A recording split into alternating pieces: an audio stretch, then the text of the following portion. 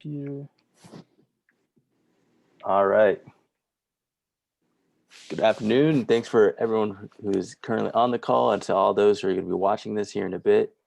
Thanks for accessing DWD episode 6. This topic concerning the election season. As we know, it is currently the 22nd of October, so we only have a handful of days till we kind of see a lot of things, traction happening and decisions, or perhaps not decisions, occur in the next couple of weeks. So with that being said, so a quick introduction. We got a couple of awesome people joining us on this call. But myself and Fernando here, we're the DWD coordinators and advisors, and I focus on upper division advising and coordinating TAs and graduation coordinator. So if you are going to graduate in fall and watching this at the end of fall, make sure you get a good one word in with myself or Nate, who's also on this call. Go ahead, Fernando. Yeah, thanks, Roberto. Hey, everyone. This is Fernando Martinez here. I'm one of the advisors with environmental design. I focus on first year and second year students. That's who I primarily advise. I'm also the recruitment coordinator, so you might have seen me during some visits with our program and school here in environmental design. And like Roberto mentioned, I'm also one of the DWD coordinators. So happy to be here again. Popcorn Victor. Hello everyone, so my name is Victor Gonzalez. I'm the executive chair for Designers Without Boundaries. I'm a senior in the program of environmental design and I'm emphasizing in architecture. And then if you'd like to go next, Melissa. Great. Hi, I'm Melissa Batiglio. I use she, her, hers pronouns, and I'm a licensed clinical social worker, and I'm the embedded therapist for CAPS at Environmental Design, and I'm really happy to be here today. Phenomenal. And Nate, if you could intro yourself. Hey everyone, my name is Nate Jones. I'm the Assistant Director for Advising and Professional Development with EVD. And my role here is to serve as an engaged listener. And I hope to be able to listen to Melissa and Victor talk the entire time. So I'll leave it to them. Awesome, thank you. So with that being said, this episode really is talking about an election season, but as we've kind of understood, the last 4 years have been a whirlwind of different political updates, happenings that overall generated anxiety and uncertainty for most of the country, but specifically for vulnerable and underrepresented communities.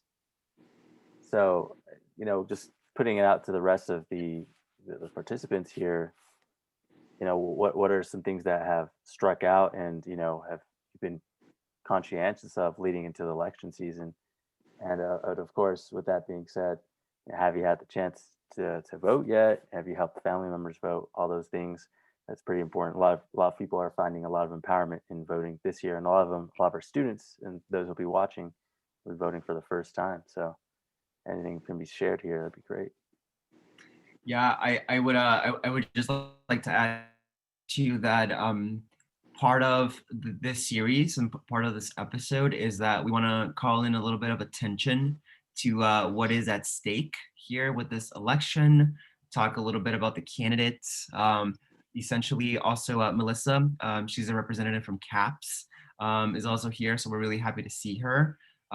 Whether you are directly affected by the election or potentially you're going through some kind of mental situation because of the election, Melissa's here to provide some opportunities also through CAPS, such as workshops or self-care opportunities, etc., as a form of providing resources for you. Would it be helpful for me to jump into some of those resources now? Yeah. Okay. So I think I'm really excited about the topic of this episode. I think it's an important topic to be addressing because there's a lot of emotions coming up for people. So the university and a number of the different offices have been having conversations about how do we support students through this election cycle. One of the things that CAPS has decided is to offer more drop-in and availability the week of the election. So Wednesday, Thursday, and Friday, we're expanding our Let's Talk program, and our Let's Talk is an informal consultation. It's an opportunity for students to to connect with CAPS therapists directly without going through an intake process, without filling out a whole bunch of paperwork, and have an informal consultation. It's direct access. It's you connect through the website, the CAPS website. You fill out a little form, and then you get a link sent to you to do a telehealth session. We're going to be offering these Wednesday, Thursday, and Friday of election week, so the 4th, 5th, and 6th, from 10 a.m. to 4 p.m. daily. Anytime you want to talk to someone, you just kind of pop on the website and kind of fill out the little form, and you're able to connect. The other thing that we're offering is we're increasing the number of drop-in appointments that we have. We want to give students the opportunity to connect with a therapist for an individual session to process what is happening in the moment and some of the stressors that might be coming up. So students who might not necessarily need ongoing support, but feel like they want to speak to a clinician will have the opportunity that week to schedule through our health portal direct drop-in appointments, same-day appointments. The other thing that CAPS is working on is collaborating with some of our partners on campus. Specifically, our Social Justice Committee has been working with the Center for Inclusion and Social Justice, or CISC, and they're also planning some workshops for that week. Those are still in the process of being hammered out, but they're really hoping that the goal of some of these workshops is to be able to engage students without necessarily focusing on the topics. So talking about self-care through things like art, self-care through movement and meditation, a self-care workshop that's talking about next steps. What are some things that you can do, actions that you can take based on kind of the results of this election? Where are some action steps? And then the final one that they're talking about is sort of a general process group for people who do want to dive into some of the topics and talk about kind of how this is specifically impacting them. We will be, sorry about that, another good self-care is pets, so I would highly recommend that.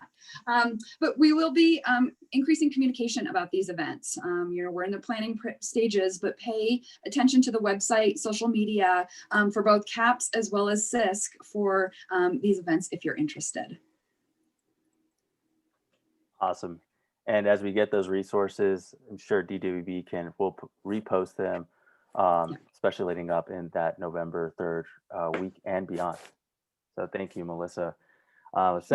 Just reading that point, it's great that we now, have, a liaison from CAPS through Melissa's, services and her, meeting. She's had a tremendous impact already with students that have been referred to by the advisors here, by student referrals, I'm sure. Have someone join on. And yeah, so look forward and know that she's accessible via CATS platform or directly on email on the EVD People website. You'll find all of her contact information there. So Melissa, thanks once again for offering those specific services, describing them, and being on this call to discuss what's at hand here. So. And I would even add that, these resources are going to be really beefed up, in the next couple of months. But Melissa does work directly with environmental design also, and she is available into the spring semester if you would like to set up a meeting with her. She's a really great resource and someone that can definitely work with you to kind of help you with those skills, coping skills, managing skills, etc. Absolutely. I would do a small plug-in, but someone who also is a good resource for help. She is not on the call, but Alex Harper, our academic coach, especially with the middle of the semester having started, and courses, big midterm checks have gone out, and the election season all has a cumulative effect on a student. So just know that she's an additional resource, and we all work together as advisors, coaches, and embedded psychologists here help us out. Cool. So that being said, Narda, you just joined on the call. If you could intro yourself real quick, that'd be awesome.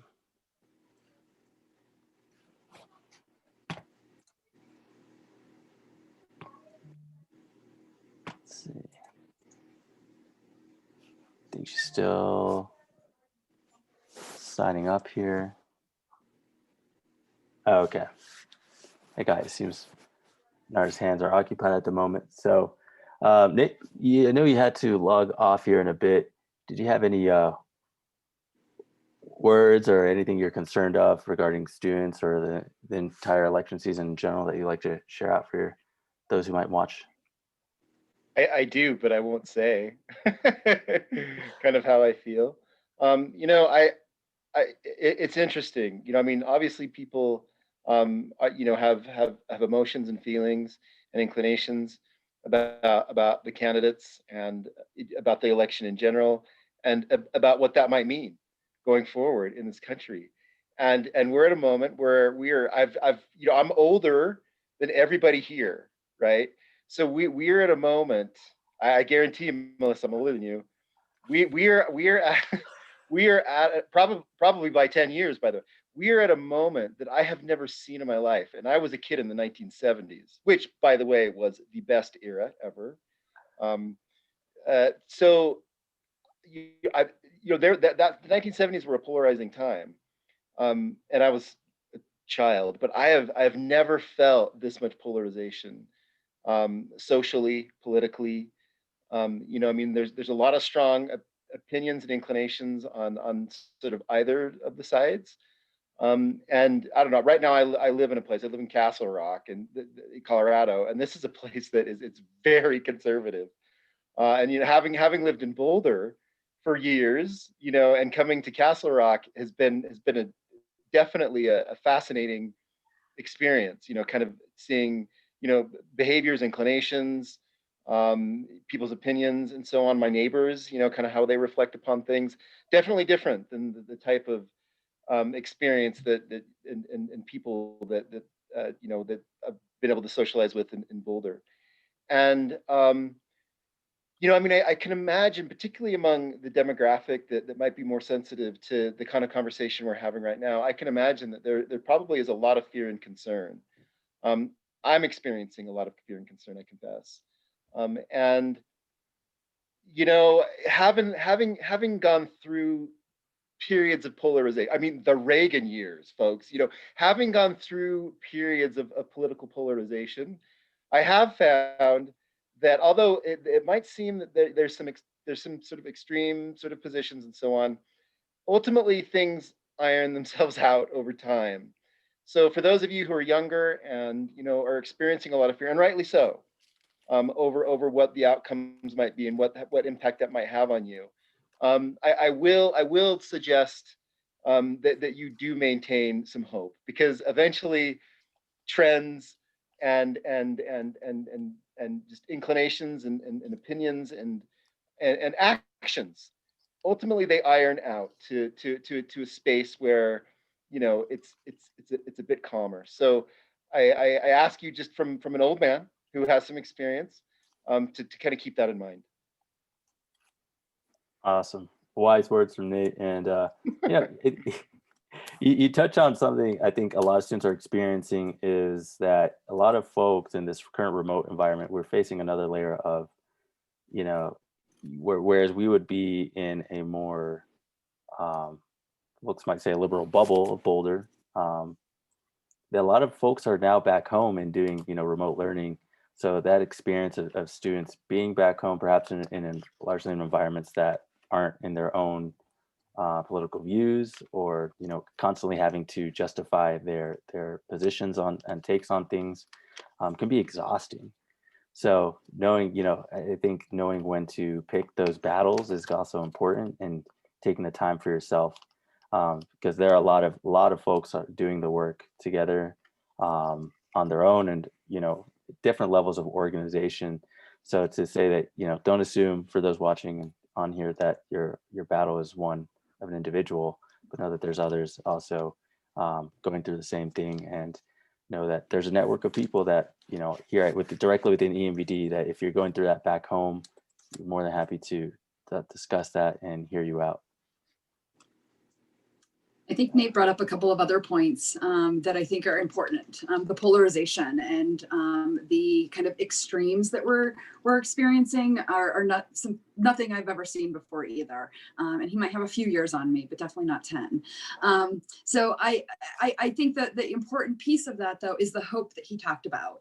You know, there have been times in the past where it felt like, you know, the country would crumble, you know, based on this one election or this one thing. And we've seen kind of the cycles. It swings one way and then it swings another way. And having that hope is so important during this scary time. So I really appreciate that. And then I think with the polarization, you know, the one of the things I notice is the difficulty with discourse. People who have different opinions, and you know, for those who are in communities that kind of are different than their own political view, you know, being able to kind of ask questions and inquire, and knowing when it's sort of not fruitful to go down that route. You know, somebody who's not open-minded, who isn't going to change their mind, it might not be worth your energy to kind of go there with them. And that, I think, is a piece of self-care.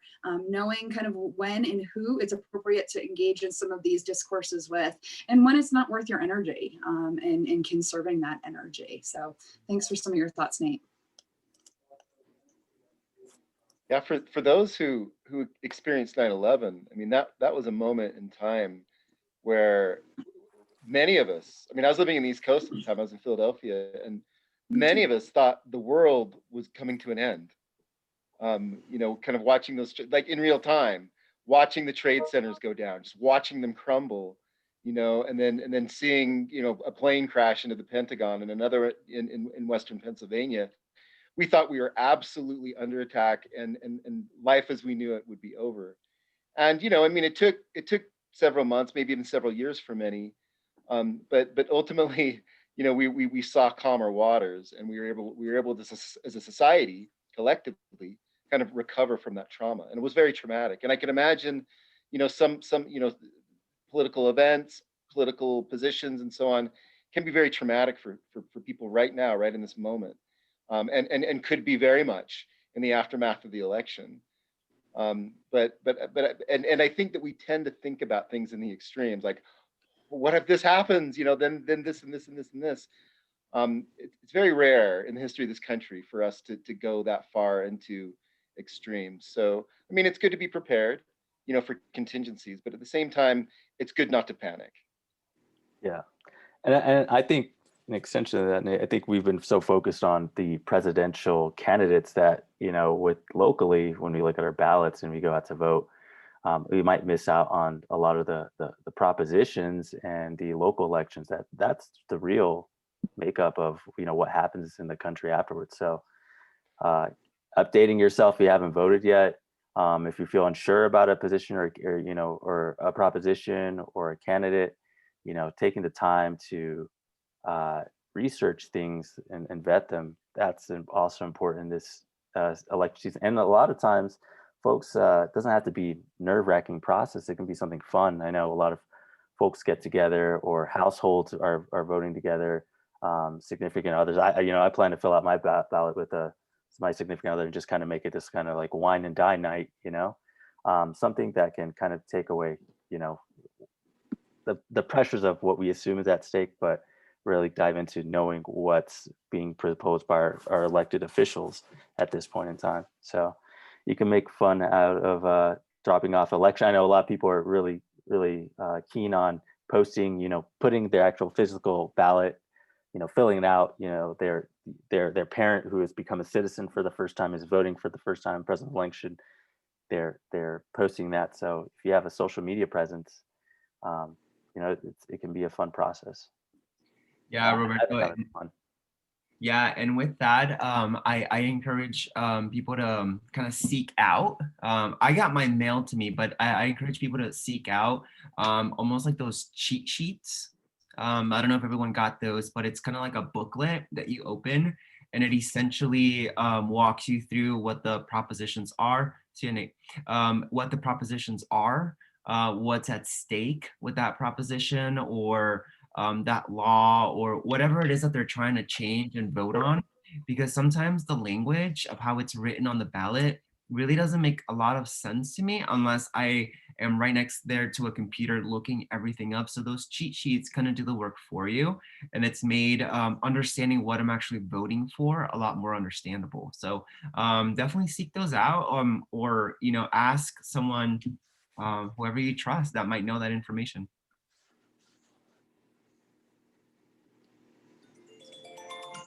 Absolutely. I think another good resource is looking at every state has their own landing page for a kind of essentially an FAQ on everything you need to know about voting your ballot elections. There's been a lot of ramped up presence of tracking your ballot. So you put it in, or it tells you your ballot's been mailed to you, it's arrived, and then you put it into the mail, and then it also tells you where it's at. So there's a lot of information online that you can look at and just read through. And there's actually, I pulled up the FAQ, and one of the pages is voting while in college. So if anyone's chiming in out of state or will be voting from out of state, there's a great page on there, which I'm not sure if it'll show up in the chat or in the video when I post it, but might as well just put it on here. So kind of the questions that ask is, what is a residence for purpose of voter registration? Can I vote in Colorado if you move to Colorado because you're a student? I'm attending college or university out of state, and I'm from Colorado. How do you update all those things like that? So definitely a nonpartisan resource for you to get the information you need for voting. I would even throw in there and suggest that if you do, once you vote and you submit that ballot, to just go online and check quickly, like what's the status of your ballot? Is it received? Is it in progress? Is it on its way to being counted?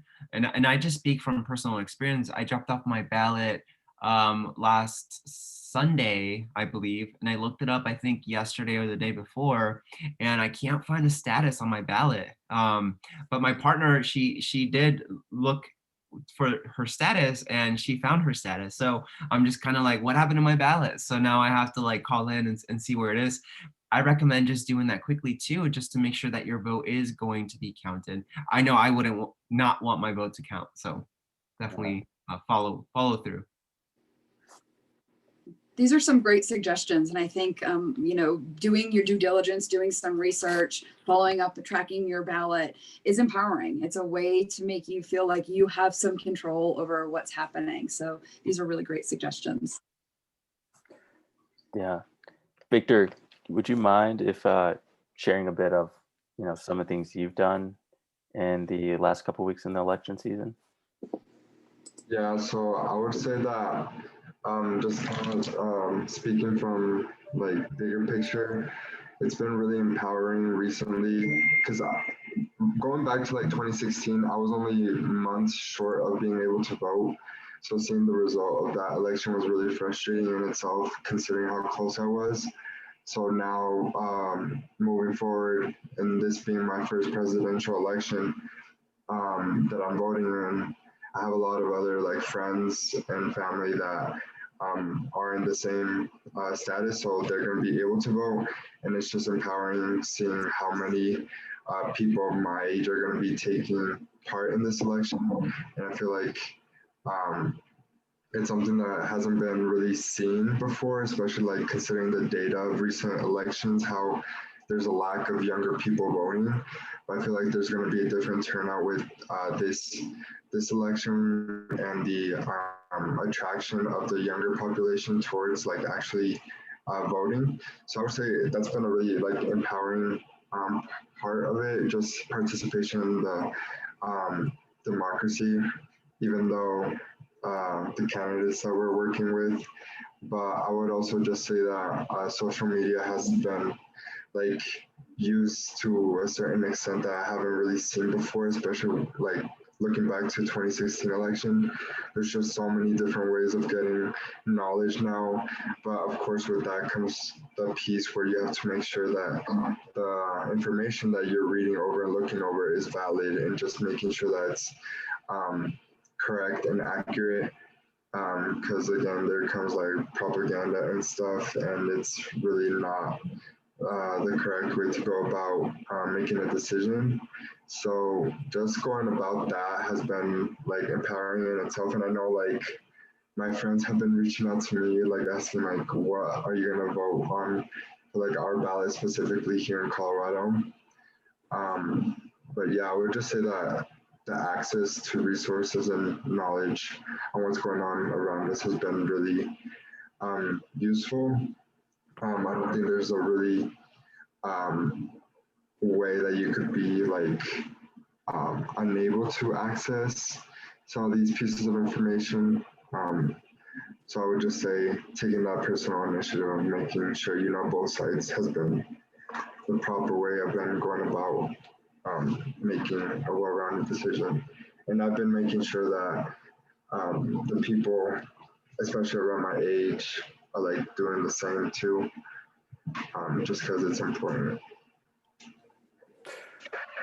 Yeah, thanks for sharing that, Victor. I'd say, sharing anecdotally, I was an undergrad at CU in 2016, and just the day after elections, the results were very evident, immediately available, and just like kind of like after you finish watching The Empire Strikes Back, Star Wars movie, some definitely what some folks might perceive as bad guys have won, and all of Boulder was quiet. Everyone was processing, and that's what I think we've had a lot of time to process right now, and then process afterwards.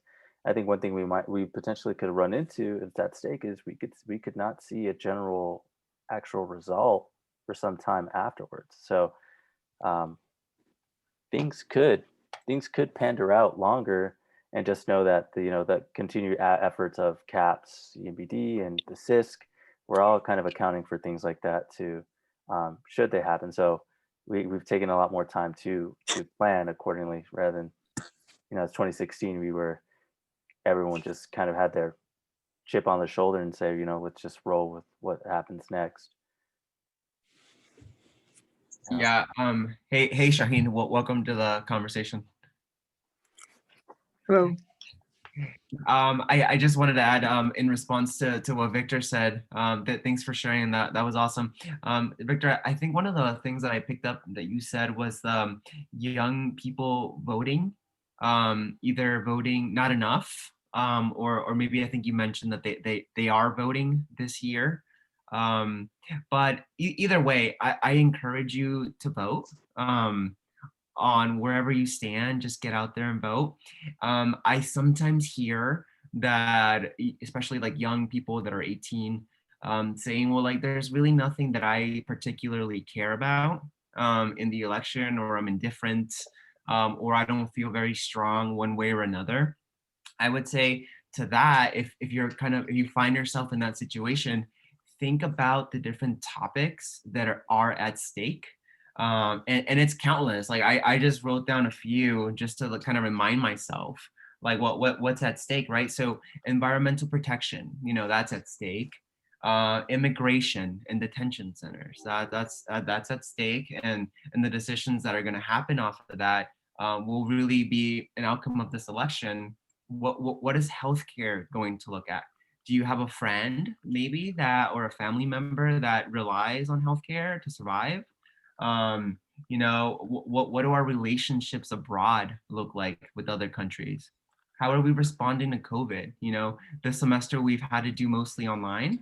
Do we want to do that for another year? Do we want to do that for another 5 years? Diversity, equity in general across the board in the military, right? There's been recent changes to what that looks like in the military and in the workplace. Supreme, court justice appointments. There's endless kind of topics, but these are just a few. And I would say, like, if you still feel and if you still care that, or if you still think that there's just really nothing at stake for you, that's your opinion. But think about like how these things are going to be affecting your friend, your significant other, your family members, and even you into the future. And maybe if it's not for yourself that you're voting for, maybe think about what your vote would mean for someone else. Right. Thanks, Fran. Yeah, going back to the beginning of the episode, talk about, this has been important for vulnerable and underrepresented, populations. And some of the most biggest political advocates and encouraging folks to vote, at least in my social circle, sharing from experience, are folks who are undocumented. So these are folks who can't vote. So it does matter to them. It does matter to, kind of the folks around you, neighbor. And, there's a huge privilege in being able to vote and to, create better futures for yourself and those around you and those who, you don't know. So I just think that it's imperative that, we vote one way or another and voice our opinions and, the way that our political system is established currently. Erika, hey, you just joined us. Welcome. Hello. Awesome. Yeah, right now we're just kind of catching up a conversation of, what's at stake here. But it's been a mix of also what we've been doing to self-care or how we go about voting. So yeah, if you feel free to chime in whenever. Yeah, I think one thing. Go ahead, Victor. I think one thing worth mentioning right now is also like the final presidential debate is happening tonight, later on after this call. So I just think that's been interesting seeing how that plays out, and even noticing the stark difference. Well, yeah, I guess you could say kind of difference between like the vice presidential debate and then like the one that took between like the presidential candidates and what we can expect tonight. Yeah, but I don't really expect much from those debates. I feel like there's a lot of bouncing around the question, not really any direction. I know I tuned into the senator debate for Colorado, and that was a lot more efficient and really direct. And the moderators actually directed the questions towards like the weaknesses of both candidates, which was like really interesting. And I feel like that we got a lot out of that because it was really like calling them out on what they had issues on. So yeah, I just wanted to bring that up because it's relevant to what's going down later tonight. Yeah, I've also heard that they're going to mute mics. The commissioner for the debate is after 2 minutes, both candidates' mics are going to be mute. Should be lead to some interesting results you didn't see the first time. So go for it, be informed. Go for it for comedic purposes. I think everyone's going to get a little bit out of the third debate tonight. And also, you don't need to have cable to watch it. That you can watch it with a lot of different like sources. Like I think you can watch it through YouTube for free. So don't let you not having cable stop you from watching it. Yeah. Although I want to also say there is a lot of media out there, and there's I would use the word spectacle over the last few weeks, and I think that it can be intense. So know yourself, and if it feels like too much to be watching, or you're noticing your blood pressure is raising sort of as you continue to watch, it might be okay to step away. You're going to be able to read about it the next day. You're going to be able to watch it later. So I really encourage you to kind of figure out what you can handle. I've really limited social media for myself over the last few weeks because I was just getting angry or frustrated. And, I personally don't find that a good place to engage in dialogue and to try to challenge people. So I'm trying to more engage in conversations and limit sort of the social media. So know yourself, know what you need. You need to step away, that's fine. You need to do something kind of that gives you balance, gives you kind of rejuvenation, have a conversation with a friend. And have go for a walk, find things that you can do that are gonna kind of feel better for you, and kind of make the choices that feel right. Yeah, I got to agree with Melissa. At some point I kind of checked out from social media in that it is sensationalism. I think a lot of what we consider news has really ramped up on that sensationalism because it does sell one way or another.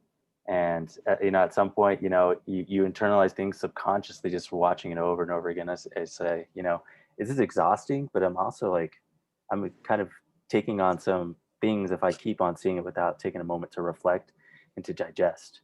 I think just overexposure of these ads or these conversations, it's everywhere now. And if you feel, Melissa, if you feel like you're overstimulated or just too much, I think it's totally natural to take a step away. It might also be helpful to seek support. CAPS is available. And if I could kind of just make a reminder, we do offer kind of daily Let's Talk, which is our informal consultation, really easy to access on our website. And currently it's offered at 10 and 4 every day.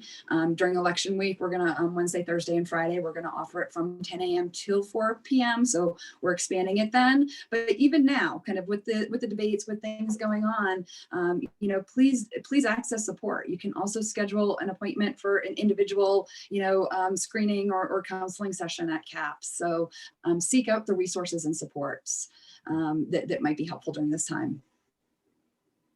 Yeah. And also, on another note, try not to cook dinner during a presidential debate, because I did that during the first one.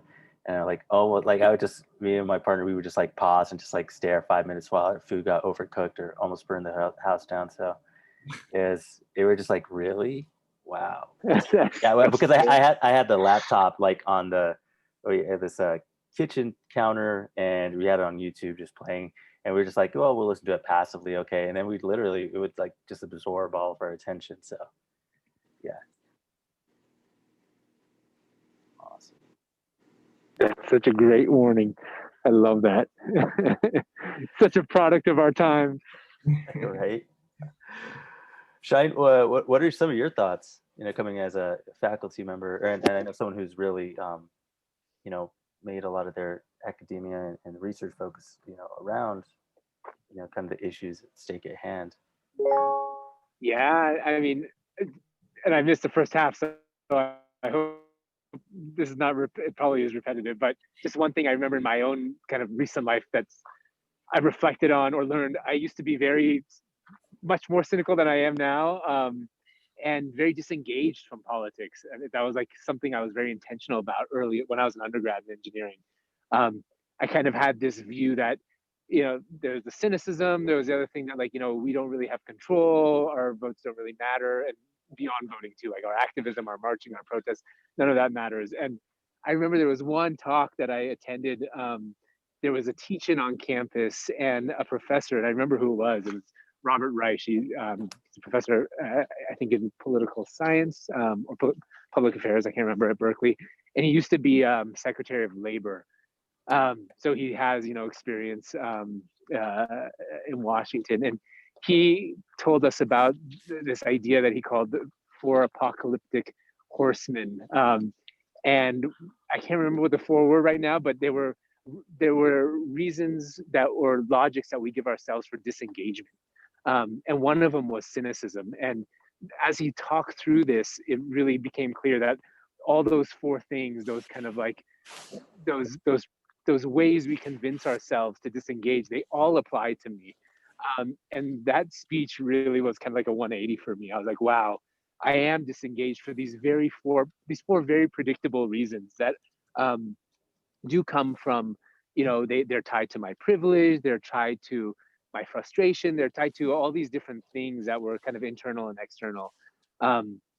So after that, I've felt, kind of going back to the conversation that you all were having, that it's more than a responsibility or a good thing to do to vote. I almost feel like not voting is a violation of certain parts of our contracts with each other that are implied. So anyways, I think I've gone to the opposite extreme now.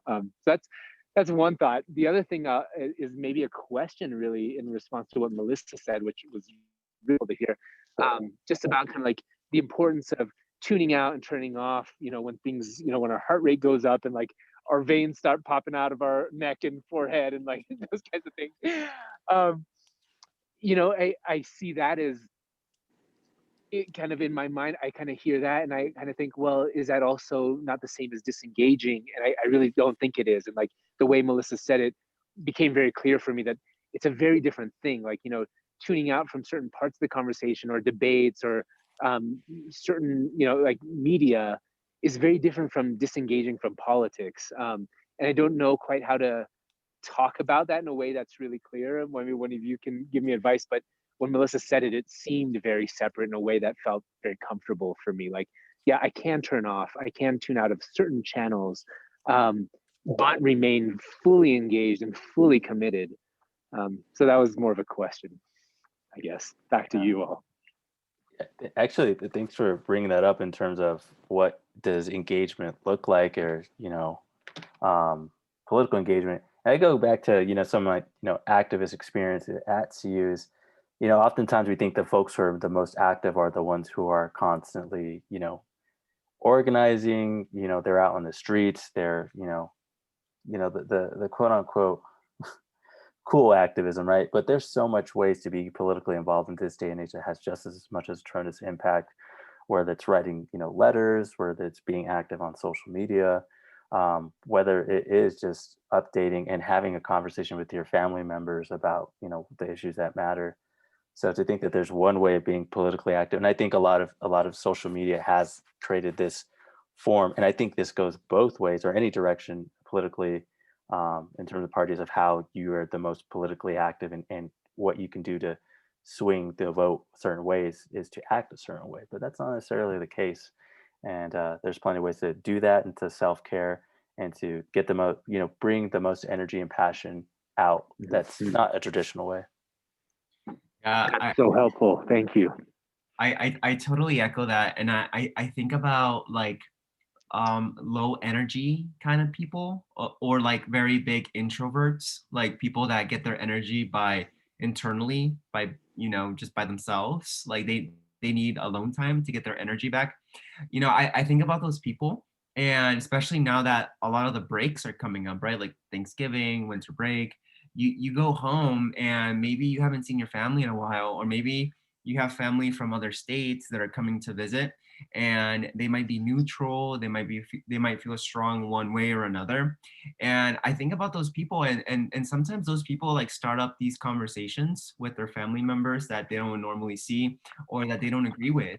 And the way I see it, like even those introverts, by even starting those conversations, at some level, that is being a little bit politically active, because they are going out of their way to try to understand a different ideology, or try to talk to someone about why their ideology matters so much. So I think we always think of like protesting and being at rallies as like the way to be politically active, but even having a conversation with a family member can be the equivalent to that specific person, in my opinion. I must say, I love what you just said, Fernando. Thank you. Yeah. That's going to save a lot of years in my life. I'm serious. That's like really, really is right on time.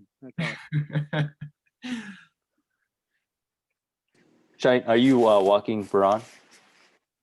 Yeah, sorry. I'll keep my video off. Is that distracting? No. I just talking about self-care. You can join on to Zoom calls and walk. That's like Shaheen's goals right now. Let me tell you. I definitely envy you, Shaheen. I probably know where you're walking around, and I definitely wish I was there. Oh, I wish you all were too. I wish it was a walking conversation. And here, she says she wishes you guys were here as well.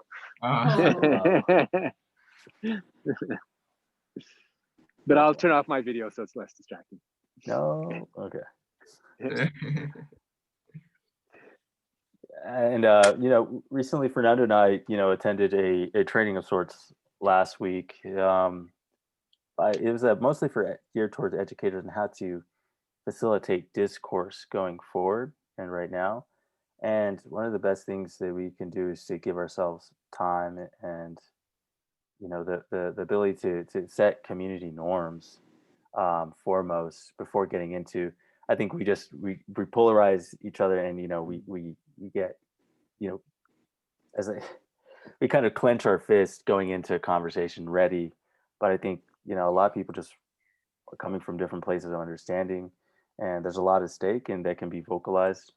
But once again, just having some norms about where you're just conversating, what are some of the outcomes we want in this dialogue, especially in if you have small seminars, or you have your group project and it comes up, perhaps saying, we're group project members, working on a project, and it's a side conversation.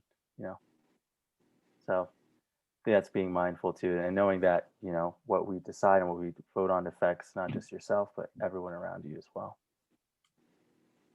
So I got we have kind of close to time. We have about 5 more minutes. I just want to kind of leave it to Victor and Erika. I think it's mostly been some professional staff here speaking, but if you mind, you know, just sharing a bit of, you know, some of your concerns, or, you know, what have you done for self-care, or some of the ideas perhaps that you have in mind, that'd be awesome. Well, I just know that as far as self-care goes, I know for election night, this no matter the outcome, my friends and I were gonna get together and watch it live and just have do our homework and drink wine because it's the only way to bear the outcome of this. But that's just one way of like just having some fun, you know, spending time with friends, being together, even though it's like a pretty like crazy time with the current COVID situation. So it's just making the most out of it, you know. So that's just one way. I feel like I'll have a more overall self-care plan once the night is actually over with, November 3rd. But that's kind of the plan for me right now. That's a good one, Fernando. This has been so emotionally draining. This entire like discourse, because you guys mentioned like, oh, it's okay to log off, and I think a lot of us have had to resort to that. But it is so hard to escape all of this. You know, you're driving, you go to the store, and it's just, I mean, I was driving the other day, ran across one of those fleet of trucks with their like disgraced American flags and like Trump flags, and it was like, oh my God, like my day is ruined. Just by like, and it's so it's not even because like, yeah, obviously this is my first presidential election, and obviously it's important, but I think this isn't even just, it's like violently charged. Like it's really, really hard to get away from it because it's not just like an election. It's like, you know, people left and right like fighting, and it's like awful. So then the whole self-care thing is what I got to figure out, I guess. Personally, I don't even know what I'm going to do that night. It's good. I don't even think I want to watch that night. I don't think I'll have the nerve. I've been like checking in with friends. Like one of my friends actually checked in today, and she's like, how are you doing? Because she was like, oh, the debates tonight.